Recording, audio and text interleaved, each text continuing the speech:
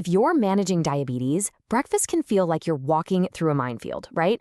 What you decide to eat first thing in the morning can literally set the tone for your blood sugar for the rest of the day. So in this explainer, we're going to demystify all of that. We're breaking down the science-backed blueprint for the perfect breakfast that keeps your levels steady and your energy up. So you hear this all the time, right? A lot of people think that skipping breakfast, or maybe just grabbing something super light, is the best way to handle morning blood sugar. I mean, it makes sense on the surface. No food, no sugar spike. But is that what the research actually tells us? Well, it turns out the exact opposite is true. Groundbreaking research shows that missing breakfast or even just pushing it back a few hours can cause a sharp rise in your fasting glucose. It actually increases insulin resistance for the whole day. Your body basically kicks off the morning in what's called metabolic chaos. And that is precisely what we're trying to avoid. Okay, so if skipping breakfast is officially off the table, then what do we do? Well, it's not about finding one single magic meal. It's about understanding a really simple but powerful blueprint. Let's dive into the secret formula that can help calm your pancreas and prevent those frustrating glucose spikes. You see, the ideal breakfast isn't about cutting things out. It's all about getting the right combination of things in. It's this beautiful balance of protein, slow-digesting carbs, and healthy fats. This combo is the absolute key to giving you that slow, steady release of energy without just overwhelming your system. Let's get into the specifics. So, we're shooting for about 25 to 30 grams of protein. This keeps you feeling full, and importantly, it tells your liver to chill out on producing extra glucose. Then, we need 30 to 40 grams of slow carbs for that gradual energy. Add in 15 to 20 grams of healthy fats to help with insulin sensitivity. And listen, don't overlook this last one.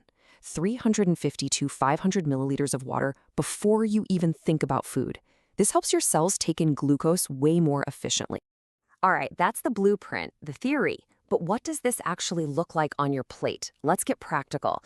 We're going to break down 4 fantastic breakfast options that put all these principles into action. Each one works in a slightly different way to get your blood sugar stabilized. First up, we've got a classic but with a really strategic twist, the protein-rich oat ball. You know, when you wake up, your cortisol, your stress hormone, is naturally high, and that alone can push your blood sugar up. This meal is specifically engineered to counteract that morning hormonal surge and set you up for success. So let's look at the superhero ingredients here. The rolled oats have this incredible soluble fiber called beta-glucan. It literally forms a gel in your gut that slows down how fast sugar gets absorbed. The protein, whether it's from Greek yogurt or a scoop of powder, is crucial. It sends that signal to your liver to dial back glucose production. And then you've got flax or chia seeds for those omega-3s, which help knock down both post-meal blood sugar and inflammation. And this isn't just a one-off thing. The long-term effects are huge. Studies show that consistently getting that beta-glucan from oats can lead to a really significant drop, about 10% in your fasting glucose in just a couple of months. That is a small change with a massive metabolic payoff. Okay, next up, if you're more of a savory breakfast person, this one's for you. The veggie and egg scramble. This meal is an absolute powerhouse for stabilizing insulin release. It's especially great if you're someone who sees those really sharp spikes after typical carb-heavy breakfasts, like cereal or just plain toast. Here's where the teamwork really shines. The eggs give you leucine and choline, 2 nutrients that are critical for helping your liver manage fat and glucose. The avocado isn't just there for healthy fat, it actually boosts your ability to absorb all the amazing vitamins from the veggies in your scramble. And just 1 slice of real whole grain toast gives you resistant starch, which feeds the good gut bacteria that help improve your overall glucose metabolism. And this is why that slice of avocado is so important. Research has shown that just by adding it to a meal, you can slash the after-meal glucose spike by up to 20%. It's just a perfect example of how healthy fats act as a buffer for carbohydrates. All right, what if you're short on time and need something quick, creamy, and really satisfying? Let's talk about the Greek yogurt parfait. And no, I'm not talking about the sugary kind you get at a coffee shop. This version is designed from the ground up to nourish your gut microbiome, which we now know plays a massive role in your insulin balance.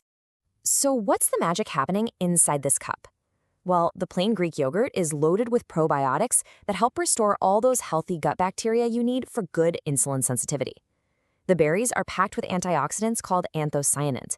Think of them as tiny bodyguards for the delicate insulin-producing cells in your pancreas.